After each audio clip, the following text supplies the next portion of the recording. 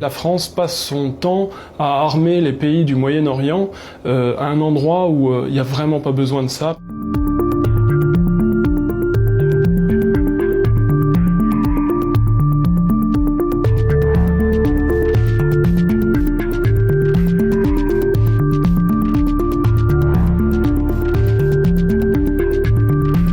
La seule raison qui fait qu'on entretient cette relation avec l'Arabie Saoudite et les Émirats Arabes Unis, c'est la question financière.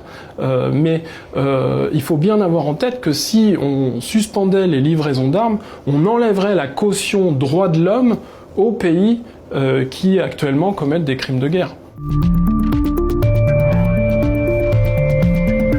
Il y a un comité qui gère ces exports, qui se fait sous l'autorité du Premier ministre, et dans lequel les choses d'ailleurs ont été durcies ces dernières années, et où nous demandons la garantie que ces armes ne puissent pas être utilisées contre des personnes, contre des civils. Vous l'avez obtenue? Et donc elle a été obtenue. Néanmoins, il est tout à fait vrai que la France, depuis plusieurs années, d'ailleurs au plus fort il y a 5-6 ans, dans les contrats qui ont été faits à l'époque, a vendu des armes à la fois aux Émirats Arabes Unis et à l'Arabie Saoudite. L'essentiel des armes qui ont été vendues sont plutôt utilisées à l'intérieur du territoire ou à la frontière, mais elles sont utilisées dans le cadre d'un conflit. Vous avez raison. Néanmoins, je tiens ici à dire ce que nous avons rappelé, c'est-à-dire d'avoir la garantie que ce ne soit pas utilisé contre des populations civiles. Mais je vais être très clair avec vous. On doit être dans les moments difficiles aux côtés de nos alliés quand on en a, et la guerre contre le terrorisme est pour nous prioritaire.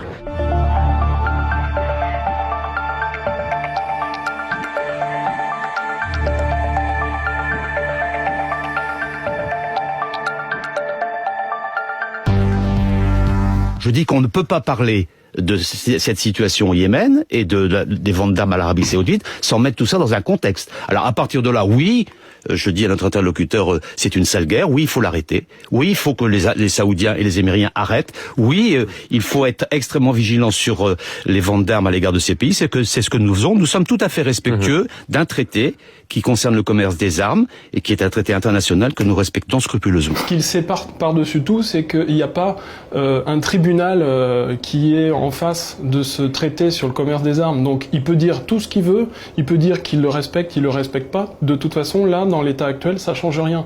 Donc il est à l'aise, effectivement, pour mentir. Donc c'est un mensonge d'État. C'est un mensonge d'État. On a eu la ministre de la Défense qui a dit à peu près dans les mêmes termes la même chose. Et je voudrais mettre un terme à une fiction.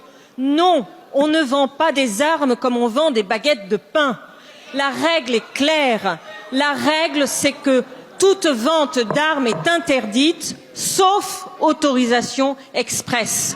Et cette autorisation expresse, comme vous le savez, mesdames et messieurs les députés, elle est le fruit d'un examen extrêmement rigoureux, d'un examen au cas par cas, qui rassemble plusieurs ministères et qui évalue très précisément tous les risques. Alors ne mélangeons pas tout. Le traité sur le commerce des armes, il est complètement failli dans son utilisation par la France vis-à-vis de l'Arabie Saoudite dans le contexte actuel. Donc c'est catastrophique. C'est catastrophique de se dire qu'à la clé, ce sont des enfants qui meurent, alors qui meurent directement des armes potentiellement françaises. C'est des enfants mutilés, vous savez, il y a des enfants qui n'ont plus de jambes, il y a des enfants qui n'ont plus de bras, il y a des enfants qui ont perdu la vue.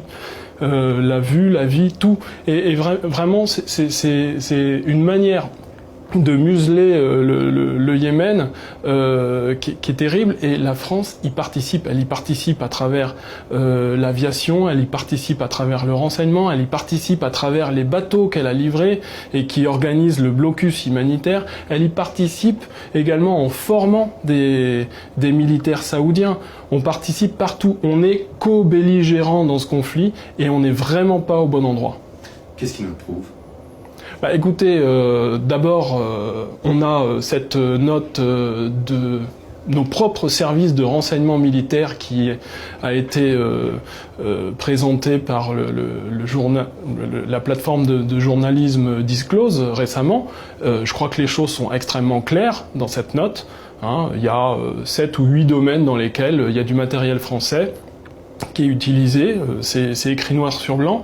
Mais le pire dans tout cela, c'est que la note dit également que sur certaines armes, on ne sait pas comment elles peuvent être utilisées par les Saoudiens.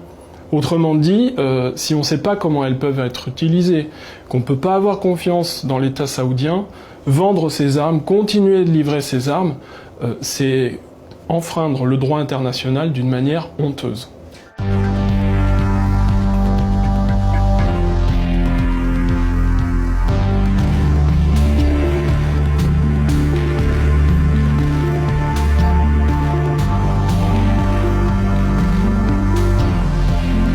On a un problème majeur en France sur la question des ventes d'armes, c'est que ça ne passe à aucun moment par un processus démocratique.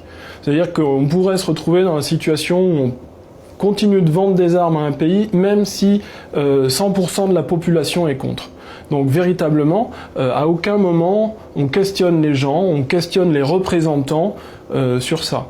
En tant que parlementaire, on n'arrive pas à faire valoir le droit à être informé convenablement de ce qu'on fait au Yémen, mais c'est valable pour ce qu'on vend en Égypte, pour ce qu'on vend aux Émirats Arabes Unis.